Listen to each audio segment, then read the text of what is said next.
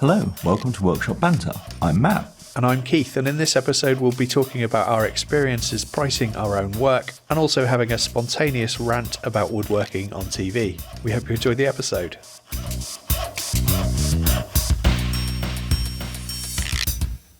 I was thinking of starting the episode with how not to price. And this is something that I've seen a lot on woodworking forums when the question has come up of how to charge for your work. And I've seen a few people give this example of using the cost of materials times either 2 or times 3 or times 4.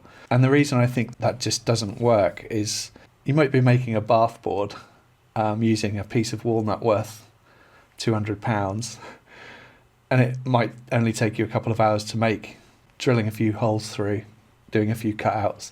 And based on that cost of materials times 4, for example, that's an £800 bath board you then have to try and sell. No one's ever going to buy it. No. Exactly. And then at the other end of the spectrum, what if you're making like a bespoke sideboard with dovetailed drawers and a bent lamination carcass with inlays and a fancy leg frame assembly, and it might take you 15 days to make, but you're using pallet wood to make it that's worth £10 to £20. You'd be pricing that at like £80. Now, they're obviously really extreme, somewhat silly examples, but I think it illustrates the point that method just doesn't really make any sense. I think that's really good. Also, I had a workshop, and it's the same with you. I mean, you've bought a house, and I imagine the fact that it had a double garage was a huge consideration in the purchase of that house. Well, that has to be taken into consideration. I spent £3,500 building my last workshop. I had £4,000 worth of tools probably in it. You can't add that onto every bill, but tools don't last forever and they need maintenance and they depreciate. And we've all had tools break and they need replacing. These you've got to add a few quid just on the cost of the workshop. Yeah, I also see things on the same on these woodworking groups. People selling a bird box for a tenner. It's like, well, have you priced that? Well, it cost me a tenner in materials. So your time, your tools is all free?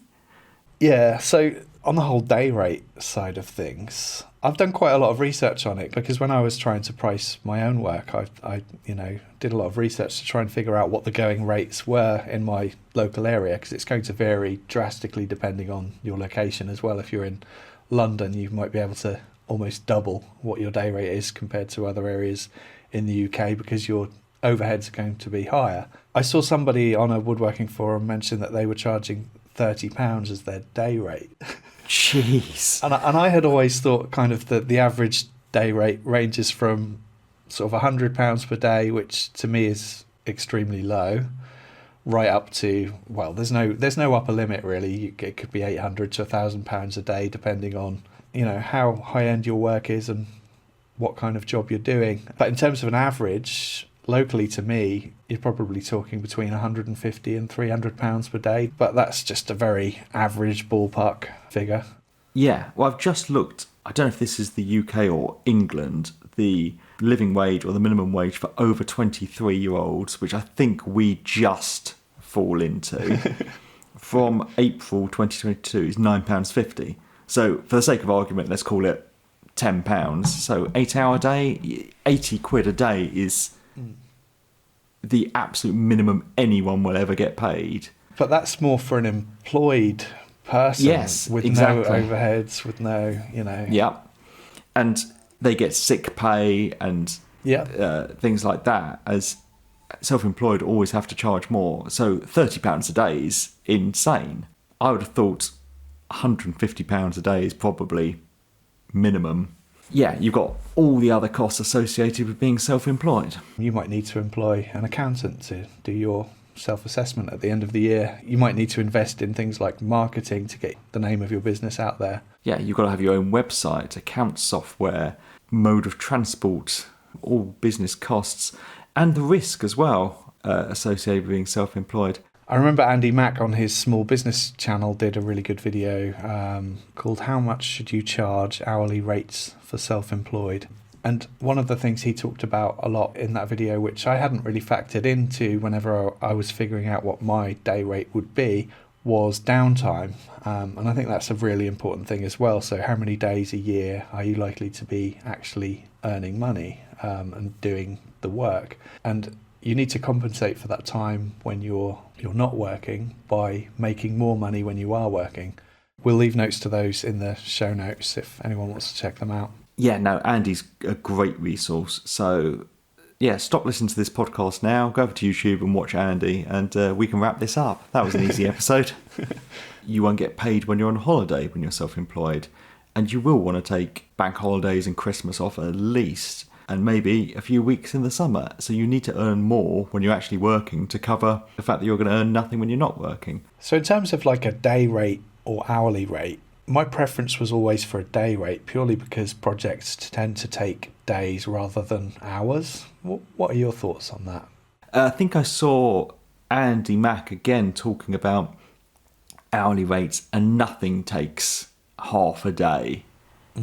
As in the time you've got the materials, done it, cleaned up and sent the emails to people, it's always a day. You're not going to do another job that day, which I'm not sure is always true. I've definitely had tradespeople come out and they've done a morning's work and then they're going off to another one. But on commissioned, I'm terrible. I've not done as much commission work as you, so I've just come up with a price roughly on market value, and I've never actually worked out my hourly rate. So I've got nothing to say on it because I guess I was never taking it that seriously. It was always things for friends and family mostly, and I'll do it for this much. But you've done proper commissions with customers, so yeah, I'll definitely let you talk on this one more. I would echo what you've said, really, in terms of day rates making more sense. Pretty much any woodworking task takes 25 to 50% longer than you're expecting it to take. And in the later days of doing commission work, I factored that into the price as well, because you can spend a lot of time estimating how long you're going to take drawing, liaising with the client about finishes and stuff like that, milling the timber, cutting the timber, assembly, sanding, finishing, installation, delivery, and come up with a figure. But that figure is nearly always light in my experience.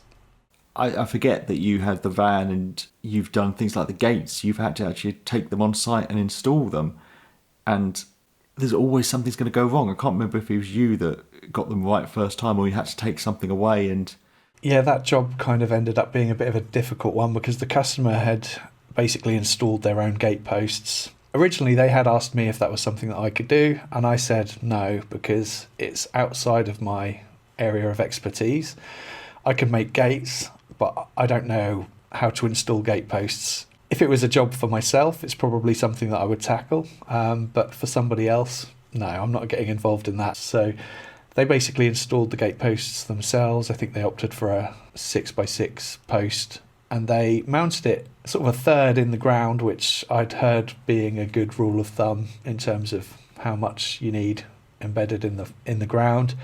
Having seen some of the comments on the video, I think a 6x6 post was a little bit on the light side for the size of the gates, so probably should have been an 8x8, I guess. It was just a bit of a nightmare because as soon as I hung the first gate, it kind of went and leaned down. You could see it moving in the ground as we hung the gate. Interestingly, though, the second gate that we hung was rigid as anything. It was absolutely fine. So, yeah, that meant I then need to take the gate off. They needed to sort of excavate the ground and redo it all.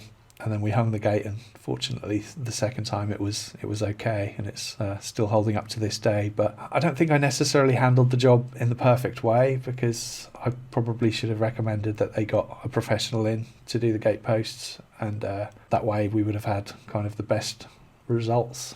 It's all a learning curve, isn't it? And I guess the trouble with our perspective is we never like to do the same job twice because we film it. But actually, if this was your business, you'd have learned so much on those gates, and the next time you'd have got better, and the next time you get better. But we never do, because every project is a one-off. we're a bit jack of all trades in that sense, aren't Yeah. we? And over time you accumulate loads of knowledge and get experience with doing things, but nowhere near to the level of if you were doing exactly the same type of project every week, and then you're a complete expert at that particular thing. Yeah, well, when I used to make things to sell, I got so quick at producing them because I enjoy Jimmy DeResta's little Instagram videos about making the ice picks and the little jigs he has, and it just, every time he comes up with a new idea, and it just shaves a few seconds off each one. But when you're making thousands of them, that's a lot, and I was very much like that and got so quick at it. And of course, the quicker you make it, the more profit really there is. Yeah. Of course, these are all full-time job things, and perhaps for a lot of people listening, this doesn't apply, as in, if you're just a hobbyist doing it weekends, maybe you're not going to have an accountant. Maybe this is just going to be a little job for a friend, and it's going to be some cash. And, well, straight away, we're no legal experts or accountants, so seek your own professional advice. But I think, last time I did my tax return, you could earn up to £1,000 a year on a second job, and you didn't have to declare that.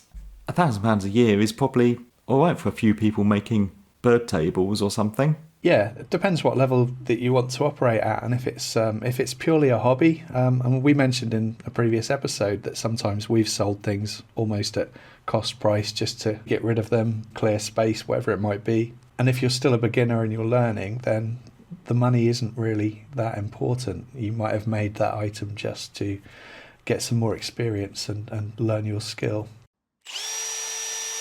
One thing that was always really important for me was to try and establish a customer's budget up front. So as soon as the inquiry comes in, I would ask, what is your budget?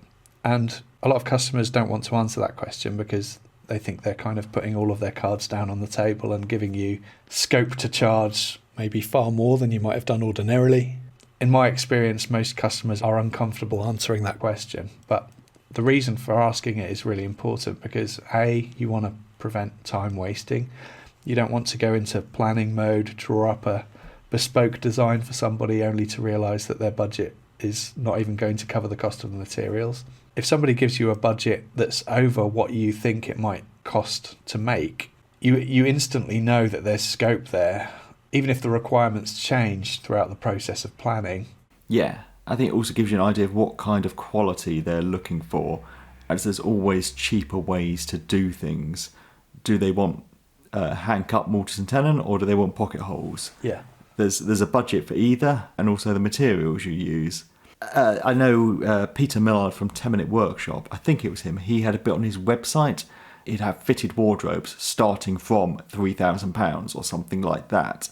And that could be an automated response in an email even, or Q&A on the website, and it just eliminates time wasters. People that have a £500 budget would just look on his website and go, oh no. And if the job comes back and actually it's going to be £4,000, you go, well, you want bigger than the average size and you wanted all these extra bits, but that's the starting price, and we can build on that. And I think, yeah, eliminating time wasters. People have some very strange ideas on pricing. I think it's really important to not be afraid to say no.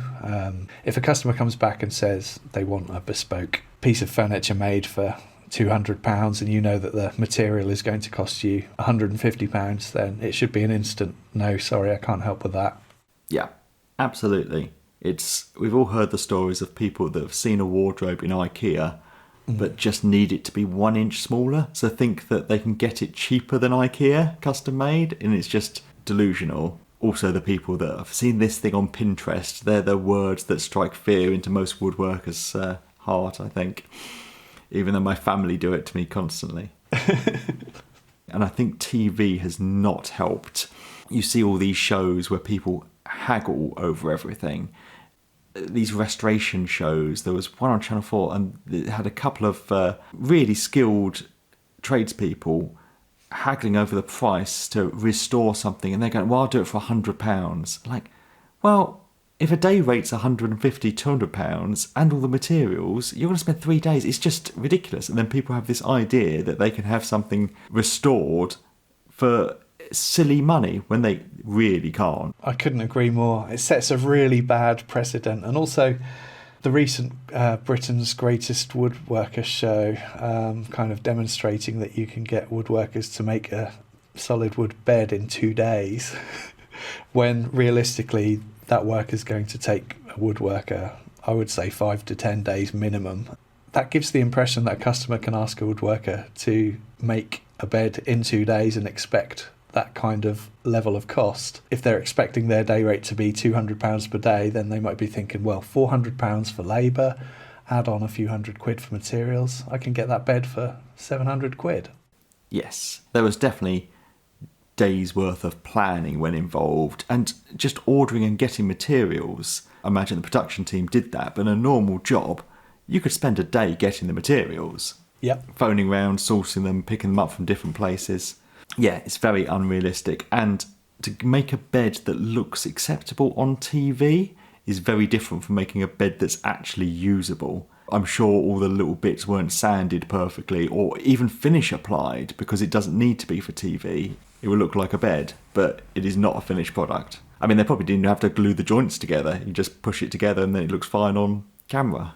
I saw a lot of people dissing the kind of crude standard of work that was done in that show, but come on, you're building a bed in 2 days. Well, you probably could if it was a very simple, just a bed that had to function as a bed, but they had to make something really impressive. I think it had to be over 2 metres tall as well. On a side note, I spoke to the producer, or one of them, or the casting person this week on the phone, and they emailed me through, and I spoke to my friend about it, and she was going, "You just sound really angry about all this." And I'm like, "Oh, yeah, I don't want to do it." And they're like, "Why are you even thinking about it then?" So I'm not applying. They'd arranged to call me on the Friday, didn't bother, didn't email me, just called me randomly on the Monday when I was actually had my full PP on and working, so I'm already annoyed. It's 5 weeks of filming in a bubble, so you just can't leave or meet anyone, do anything. And they're doing season 2 and 3 this year. So are you free? I think it's May for 5 weeks or August for 5 weeks. I'm like, oh yeah, I just won't plan my year at all. And you've got to jump through all these hoops to even get considered. Like, I just don't want to do it. So yeah. And I just don't enjoy those kind of TV shows where everything's a competition. We watch YouTube videos about woodworking where someone's actually showing you what they're doing, not the dramatic music comes on and the clock's ticking and everyone's going to do it and someone's going to get eliminated. I just hate all that. Yeah, programs usually focus on people more than the actual craft. Yes. That always bothers me, because if I'm tuning into a woodworking show, I want to see the woodworking. You learnt very little from that Britain's Best Woodworker show, or even saw very little. There's a lot of those people going that are self-employed, and you're just going to give up your business for 5 weeks to earn less money, get nothing out of it probably. Yeah, that's kind of in line with one of the shows that contacted me. It was a Channel 4 show, and I don't remember the name of it, but in fact I think it might have been the one that you're talking about with the bidding for restaurant. Yeah. Was Nick Zametti in it? Yes, Nick Zametti was in it, and I've forgotten the other chap. I'll look him up. It was that show, and I the only reason I followed up on the emails, I had no intention of doing it, but I wanted to see, at the end of the day, what are they going to pay me for doing this? Because I was quite interested in knowing. It's always surprising how low these TV production companies... I mean, I know they probably have a huge budget because they have to pay for the space and all of the tools and machinery, but such a small chunk of that actually goes to the people. And everyone else on set gets paid. The camera people get paid, the sound people, the producers, the runners, everyone else gets paid. The presenters get paid. The thing that the show's actually about don't get paid. And you can guarantee that the presenters get a damn sight more than the people who are actually on the show doing the craft. So much more. I hate the whole TV thing in general. It really winds me up. But I've spoken to quite a few TV production companies over the years because they all want something from you. They have a very arrogant attitude, like they're doing you this massive favour by letting you be on TV. The whole paying you an exposure thing. Yeah. But when I was on TV before, they absolutely refused to say the words Badger Workshop or show my logo. So the exposure is very... I mean, my name is Matthew Smith. That is not much use to me. There must be tens of thousands in the UK. That might be an exaggeration, but there's a lot. So unless you're going to say Badger Workshop YouTube channel, then there is no exposure. It was very much the fact that we arranged a phone call and they never called or didn't apologise or anything, then just called randomly. That's kind of, I feel, sums up the attitude of TV production companies, that everyone's just waiting around for them and you've just got to book in 5 weeks, but actually you could go out on episode 1 and be sent home. If you were doing commissioned work, you'd have booked no more work in for the next 4 weeks and got no money. Who can do that? I think you've got to be rich just to go on these shows. I got a couple of messages from a lady at the production company over the past week, one on Facebook and one on Instagram. And I kind of saw the name of the show in the title and I thought, oh, here we go. They're going to be asking me to be on the show. Clicked on it. And they were like, can you post this flyer to your social marketing page to get all of your followers to apply? Well, so you want me to post this on my own social media following? I'd have just replied, that'd be £500. I mean, what planet are you on? You're asking somebody who's built up a large social media following through lots and lots of hard work to advertise for you for free? No. The whole thing makes me so angry. Yeah, I mean, that was a good old rant, but there might be people listening that really want to do it. So not saying don't do it, I'm just saying it is not for me whatsoever. And I guess a different personality type would actually enjoy doing it. I would be hugely stressed and worried. And I don't want to embarrass myself. Imagine if you were the first person to go out and you had a YouTube channel. It'd be really embarrassing. We all know that things go wrong throughout every project. And if the camera is around to pick up that moment, then you're doomed. Yes. Right. What were we talking about? I went off on a tangent. This episode is kindly sponsored by ITS for all the tools you need to get the job done. Buying tools online from ITS is convenient and it's quick too, with next day delivery 7 days a week when you order by 7 p.m. They have over 29,000 trade and DIY products in stock, ranging from power tools, hand tools, workwear and PPE, garden tools and more, all competitively priced, and ITS won't be beaten on price by Screwfix or Toolstation. They also have regular clearance sale discounts and special offers. We'll leave a link to the ITS website in the show notes. Thanks, ITS. So what actually goes into a price then? You've obviously got the cost of materials, hardware, fixings, finishes. Some people add a markup as well to stuff like that, maybe 10% or 20% markup. Yeah, because I think there's always things you forget. Like if you whack a few screws in, you probably haven't bothered to cost them. Or that bit of sandpaper that was already on your sander, you probably haven't included that. But these consumables and hardware, well, you know how much they cost because you're always replacing them. And that has to be taken into consideration. Like wood glue, it'd be so hard to actually cost the wood glue on a project because it's probably pennies, but it all adds up. Yeah, and back to materials as well, you often have to over-order. So, for example, if you're making something out of oak, you might need to buy 10 to 20% more of that oak because the piece you need might have a defect or a knot right where you don't want it. So you might need to use another board and... Yeah, and there might be minimal order quantities. I actually had to buy some picture frame moulding and they can't send one piece out because it would just get broken. They have to send out 4 pieces so that the package is rigid enough to ship safely. Yeah. And I thought, oh, it's not a problem because I use it, but I'm left with a load of material that I hadn't budgeted for. And even getting the cost of materials can be a nightmare. We all know how some timber yards price up their materials in cubic board feet.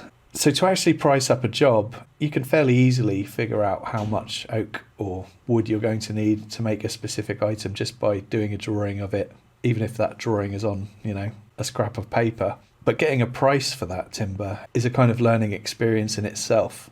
Yeah, and definitely time consuming. You can spend hours trying to source the materials. Even just a simple picture frame, I had to find somewhere that sold moulding, which is harder than you think actually, that would deliver because you've got to register with them and do all that. I need hardboard for the backing. I got that from a big box store. It's going in a gallery, so I needed non-reflective gallery grade glass. I need brass mirror plates, and then it needs to be stained black. So I think I've had to order from 5 different places just to get the materials to make a picture frame. Well, that's hours of work just researching and ordering things and receiving the deliveries. Yeah. And so it's very hard to budget for all these things, but it all has to be taken into consideration. And each of those suppliers will have their own delivery costs as well, I should imagine. Absolutely. Of course, it works both ways. A lot of time you will have materials, little bits left over from a project, which then, in theory, if you can use, is all profit. But it also works the other way, that sometimes you budget and then you mess up something. You've cut it the wrong way. We've all done it, and it is our fault, and we can't charge the customer for it, but it does eat into the profits from that project. So a little bit of leeway is very helpful. If, for example, I was working on a commission where I already had all of the material in stock, I would still charge for that material because obviously I've either paid for it at some point or salvaged it at some point, and I've been storing it for however long. That all has a value. And also, why should the customer get that material for free? I think we've all got to work together on this and not give people unrealistic pricing. Yeah. And that's why when we see things, especially Facebook Marketplace and things like that, things that are so cheap and being undersold, it gives people very unrealistic prices. And these TV shows we've talked about. And then you have the customers wondering why their new table is more expensive than an IKEA one. It's really difficult, isn't it? Because you get a lot of people saying that the hobbyist woodworkers, the people that are selling stuff really cheap because they've got a full-time job and they can just afford to sell stuff that they've made at the weekend, is kind of devaluing the craft, and that's true. But on the other side of the coin, if you're a beginning woodworker and you want to get started and you're making things and those things aren't worth a great deal of money, what are you going to do with them other than sell them? And I think there's room for both. I mean, the hobbyist woodworker is going to make small tables and bird boxes and things like that. As a professional is going to do built-in wardrobes, which the hobbyist woodworker, there's no way they could make in their garden shed. And they don't have a van to get it in. So there's definitely market for both. I don't expect there's many professionals who are making bird boxes and smaller items. We mentioned in a previous episode about customers changing their mind and having to go back and change things. And I think I mentioned in that episode that I got a comment from Matt Berry on one of my videos when that happened to me. And I've found that comment because I just thought it'd be good to read out. I'm sure Matt won't mind because he'd put it on a public video anyway. And I think there's some really valuable information on there.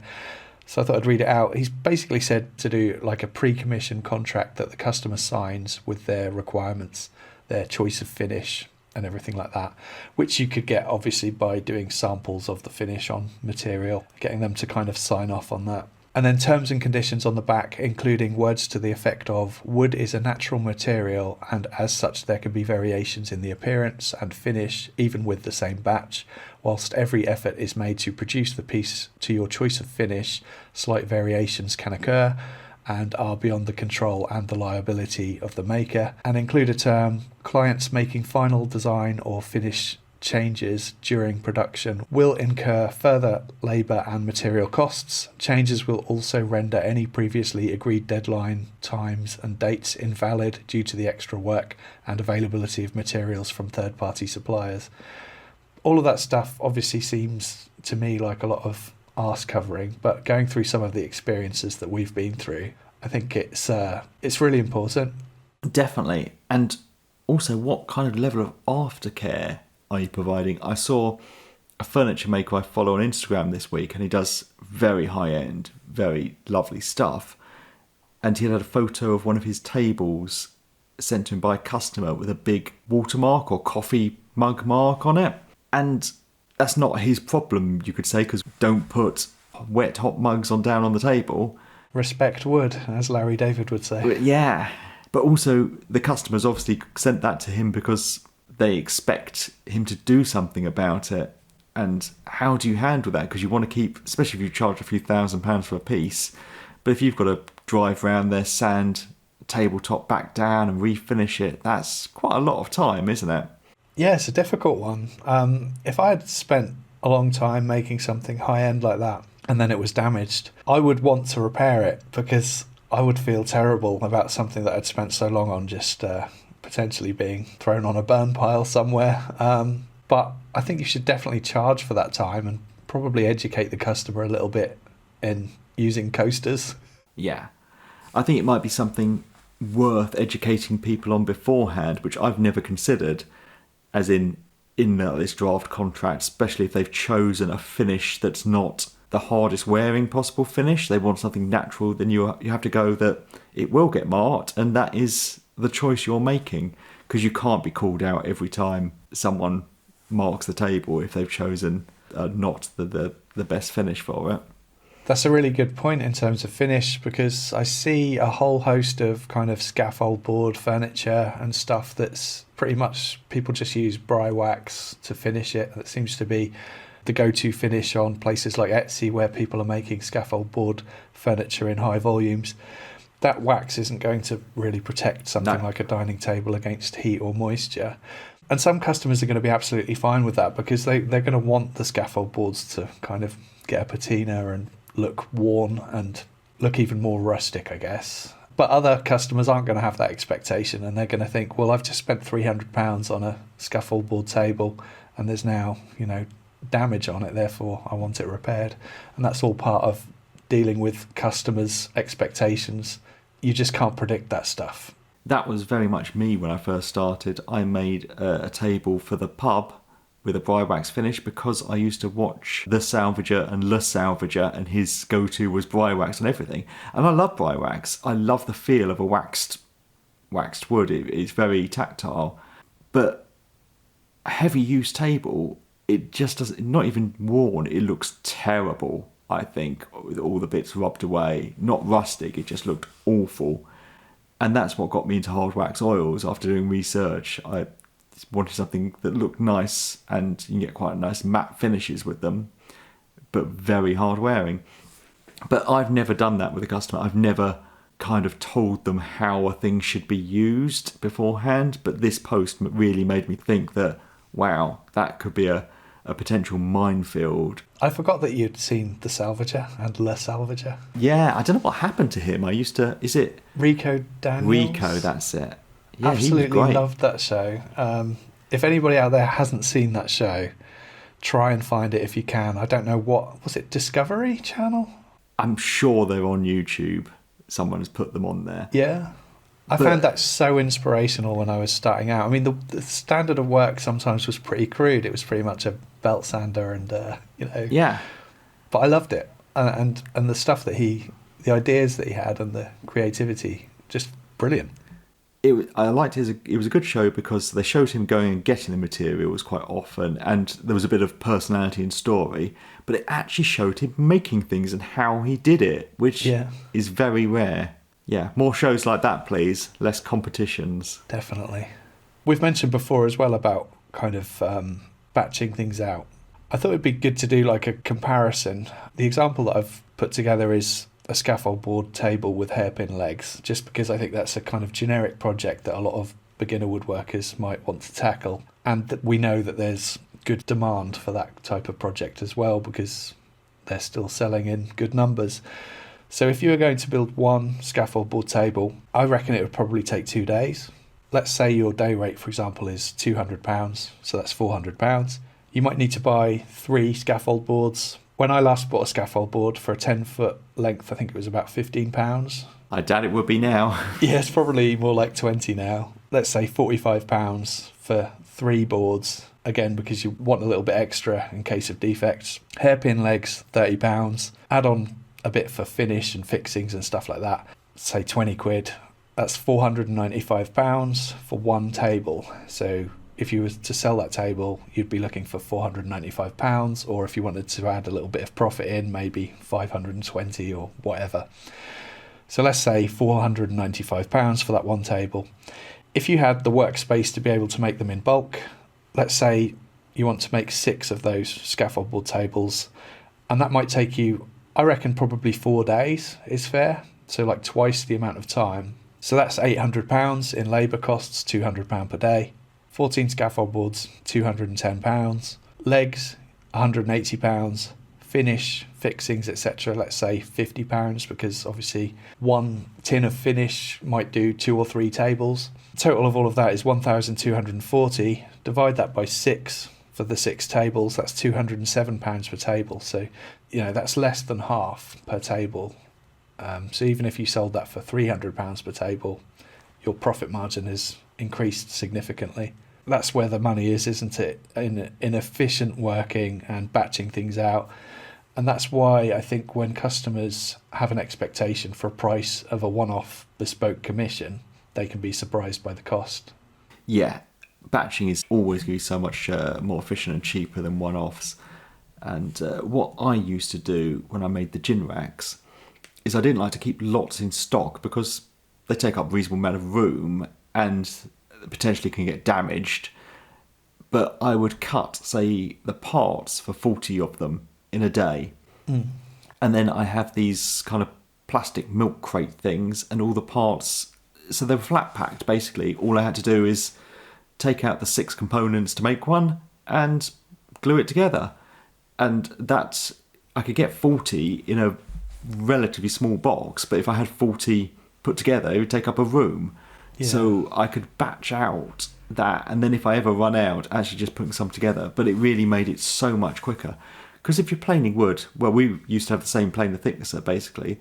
The time you've set it up into thicknessing mode and wheeled the extractor around, you want to be doing all the parts at once. And same with everything. So yeah, batching out. But the flat packed system worked really well for me. And I would try and keep, say, 10 assembled at any time. But then when I've sold those 10, I would put another 10 together. But I would cut the parts for 40 at a time. That's a good point, actually. If, for example, you did make 6 scaffold board tables, your production costs are going to be much smaller making them in batches, but you are going to need to store those 6 tables. I guess with hairpin legs, though, you would ship them without the legs on. You'd probably put threaded inserts into the bottom and then send an Allen key out with people and get them to screw on their own legs or something. I'd worry that storing tables like stood up on their end, they might warp or something. So you've got to think of products that you can store. I mean, I hate to be rude about your example, but scaffold boards are probably one of the worst things to actually be storing because they're not the best quality wood and do like to twist. I think I've made 3 scaffold board tables, maybe 4 in the past, dining tables, and I've always had issues with twisting and warping. Doesn't matter how dry they are. Because it's softwood, it's fast-grown softwood, no tight growth rings at all. It will move as soon as you get it into a heated environment.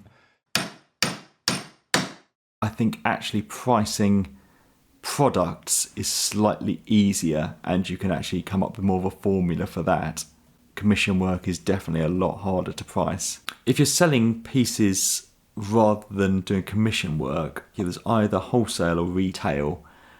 So wholesale is when you're selling to a shop and then they're going to put their markup on it. So as a rough rule of thumb, I've worked out the price as in the cost it is of materials and all my fixed costs plus my labour. Say that comes in at £50. I will sell it to the shop at £100 and then they can sell it for £200. And then the retail price is me selling it myself through my website or selling platform or whatever way, craft fair. The trouble is selling wholesale is selling it to a shop, they need to make their profit, so you're never going to make as much. But that's when batching out, if you can really get it so you can make something in a few minutes. I can't think of an example, probably not. The tables could work if you could get to making 10, 20 tables in a week and you can sell them for less of a markup, but you're selling the quantity because a local shop is taking them, then that's great. The trouble is I found with wholesale selling it to shops is they want to pay you on a 28-day invoice and then you've got to chase them. So you've spent all this money and you're not getting the money, as when you're selling it to a customer, I don't post it off to them until I've been paid. Yeah. So, and you're getting more money. So I tried wholesale. It wasn't worth it for me. You're making so much less and it was a pain. Another thing we talked about in a previous episode was around the overheads of doing various operations. So, for example, we talked about worktop refinishing being a trade that you could do. And for that, your overheads would be relatively low because you pretty much need a sander, some dust extraction, a few card scrapers or carbide scrapers, and some wood finish. And that would be pretty much your standard toolkit that you took out to every job. Or I think you talked about Andy Mack mentioning that you could almost have a full-time job just siliconing bathrooms. And the overheads of that would be even lower. You know, you need a van with 20 tubes of silicone in it. You don't even need a van, do you? You could have it all on your push bike. Yeah, pretty much. But then on the other end of the spectrum, you could have a workshop full of thousands of pounds worth of tools to make high-end furniture and bespoke fitted cabinets, whatever it might be. Your workshop overheads are naturally going to be a hell of a lot higher. If you don't have the luxury of having a workshop at home, you might need to rent a space to do work in. Electricity, gas, heating, wear and tear on your tools as well. Obviously living costs as well, and whether you've got a family to support. All of that is going to factor into how much you're ultimately going to want to be charging. An accountant. Do you have an accountant, Matt? No, I've been doing my own books. I use accounting software, one of the online-based ones, and they do make it easy. But yeah, I would like an accountant. It's just, it's one of those fixed costs that I'm trying to keep down at the moment. I did my own self-assessments for 4 or 5 years. Finally got an accountant last year because things just kept getting way too complicated and I couldn't keep up with changing rules and regulations. Back when I was in Hampshire and looking at moving, I looked at renting commercial property, but it was so expensive. I'd had to, if you had a week where you didn't have any work on, it would have been disastrous. Yeah. So it just didn't make sense for me. So yeah, it's a brave move for other people. Is it Freebird Interiors? Do you follow him on Instagram and his YouTube? I don't think so. He had a very nice workshop in the back of his house and now he's got a big commercial unit. But I think it's working out well for him. But it's a big gamble. Yeah, I think Gosforth Handyman again has a video on that. I think something about renting a commercial space and Think Again when he went through all of the rates for it. It was astounding. I know I've got, with my house insurance, I have business house insurance that includes public liability insurance, which basically doubles my insurance costs. Not the public liability, but being business insurance doubled the cost of my house insurance. Things have got better with house insurance. When I first was looking at house insurance that included working from home that is not an admin role, it was very hard to get house insurance. You had to go through specialist people and you couldn't just go online and get quotes. I think because of the pandemic and the amount of people that are working from home now, it's much easier. Home working is now available through a lot more people. Most policies don't cover outbuildings, or they cover it up to a very minimal amount, don't they? Like 500 quid or £1,000 or something. So anyone with a shed full of a few £1,000 worth of tools, that's just not going to be acceptable. They don't cover tools, they just won't do it. I think there might be separate policies, but my outbuildings are covered up to £3,000. Yeah. So I don't know, I've never done the maths, but my machinery probably was under £3,000. If replacing everything from new probably would be more, but if someone actually broke in and took every last item, then getting £3,000 to replace it would not be the end of the world. Yeah. I mean, it wouldn't be great, but it's always the calculation, is it? Do you want to spend an extra £50 a month on tool cover because you got that peace of mind, or would you rather gamble and keep that extra £50 a month and think, well, what I've saved will just cover the cost of tools if they get stolen? I think if you're a tradie with a van, then I don't know if it covers it. It probably doesn't. Have you ever had a situation where you've given a price to a customer and tried to adjust it later on? Because my approach with stuff like that has always been you win some, you lose some kind of thing. So sometimes you might price up a job, you might complete it quicker than you expected to complete it. And on those occasions, I would never say to the customer, oh, by the way, I saved 2 hours here, so here's some money back. I would take that money and use it to compensate me for all of the many times when work has taken me much longer than I expected it to take. Yeah, no, I'm the same. I think if you've told someone a price and they haven't changed anything, then that's the price you do it for. I say it's a bit like this picture frame. I did a price, and it genuinely is the price for one picture frame, but it's the price for one picture frame if you were making 50 picture frames. They would cost that, and not just doing the one-off. And that's my stupid... Because you do it when you go on websites trying to get rough prices for things, and then it's quite different when you actually go and try and order the things, and you haven't taken into consideration the delivery costs, which is quite a lot, and the minimum order.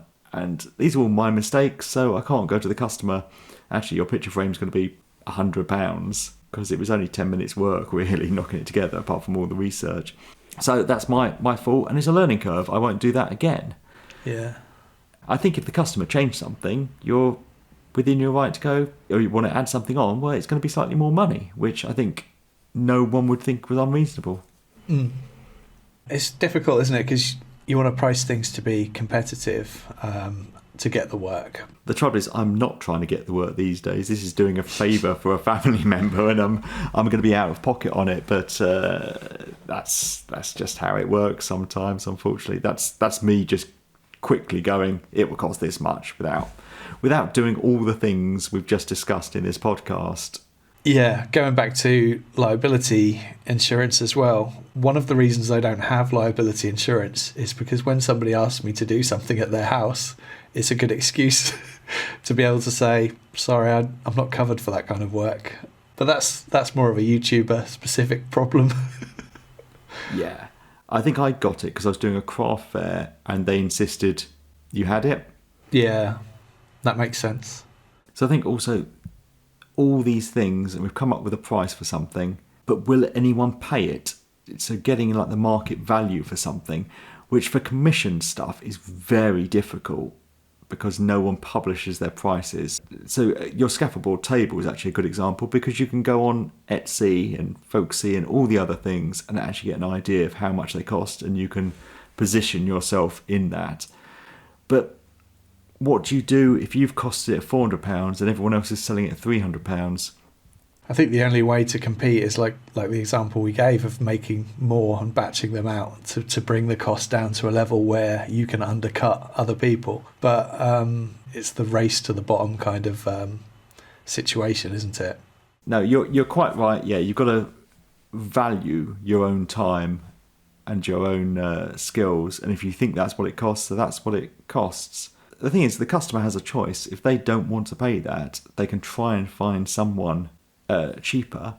And I've actually heard from people that have gone for the cheaper option, then come back to the more expensive person afterwards and gone, can you come and sort out this huge mess the cheaper person made? That happens a lot. So it's really a false economy a lot of the time. And I think over time, if this is something that you're doing full time and you start to build up a reputation and get regular work, if you get to a point where you've got more work than you can keep up with, then that's a good opportunity to raise your prices to try and, filter out some of the jobs that are coming in. And equally, if you're not getting enough work, you might need to lower your prices. But that's going to depend on whether it's viable to do that or not. That's kind of what I did. I looked at the market, positioned my products in it, and then would gradually raise the price over time, just incrementally. Because material costs, since I've been doing this, they've not come down, they've only gone up, so your prices have to go up. The only problem is if your competitors don't, then suddenly you're looking expensive, but you have to do it. It's no good you going, well, I think I'll sell this for £200 if there's some really nice ones for sale for 50 quid, then you're never going to sell anything. A bit like your bath tray, you're not going to sell an £800 bath tray. In fact, I made one for my mum. I did a video about it a few years ago, and she said, you should sell these, but it was some free wood, but it was at least a day's work using quite a lot of machinery. And I had a look on Amazon, and you can buy bath trays for just over a tenner, and you can buy nice looking ones for 30 quid. Well, I can't be charging £200 for a bath tray. No one would ever buy one. So there's either no point making one, or you've got to make yours special. A lot of the makers I like, it's not just selling the product, it's selling the dream. They have beautiful photos in black and white of sunlight streaming in the barn door over their piles of wood and shavings, because they're really selling the fact that this is a craft item handmade by talented craftspeople, and not just one that's been made far away and put in a shipping container on Amazon. You've got to try and add value to your product. Yeah. And I think for handmade, you've got to really try and sell that this has been made out of, for you, reclaimed materials maybe, and it's a custom design and all this, and not just an off-the-peg thing, and then you can charge a bit more. But it's no good you just knowing in your own head that it's handmade and from reclaimed materials. You've really got to hammer that home to the customer. Handmade in the UK. Yeah. All the buzzwords. All the buzzwords. You can tell I'm terrible at marketing because that's all I had. Yeah, just write all the buzzwords in the title and that's fine. So I did a video once about how I price up my work, and I explained the process of costing up the materials, adding in your time based on your day rate, possibly adding in 10% as contingency in case things go wrong, and that being my price that I gave to the customer. And one of the comments I got most frequently was, what about your profit? And I had always seen profit being wrapped up in that figure, because I'm less of a businessman and more of a, I don't know. So I didn't add any for profit, but a lot of people say that you should add a margin in for profit as well. I'm not sure. Don't know what the right answer is. None of this is scientific. You can charge whatever the hell you want to charge, but I think it's important that you try and justify how you come to that cost. Yes, you've got to. Otherwise, you could be underselling things or even making a loss. But if I was charging £200 a day, then I'm happy with that as a wage. Yeah. It's never really been a consideration, because everything I've sold, I couldn't have charged more money for. Because of the market value, I couldn't have got more. But I look again, I know I keep referencing him, but Jimmy DeResta, he sells his things, and I've seen his handmade books. I think he was selling them for like 400 quid. But people are going to buy them because he made them. It's nothing to do with market value, because you have a look at what a notebook of that size is on Amazon. You can probably pick one up for even a nice leather bound one for 20 quid.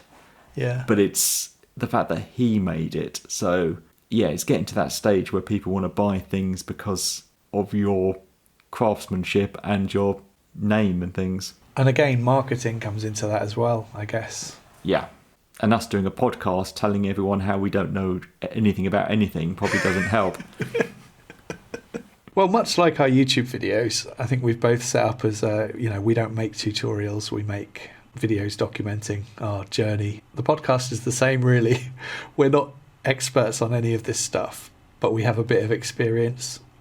Yeah, hopefully it helps, and hopefully it doesn't put people off, because we've made this sound very complicated. But I think if you've worked out your hourly rate, your fixed costs, your material costs, add it all together, you're roughly going to know what you need to be charging to make some money from doing it. And actually, we could have just said that, and that could have been it done. And the more you do it, the better you'll get at it. That's it. Yeah. Hopefully, the more we do this, we get better at it.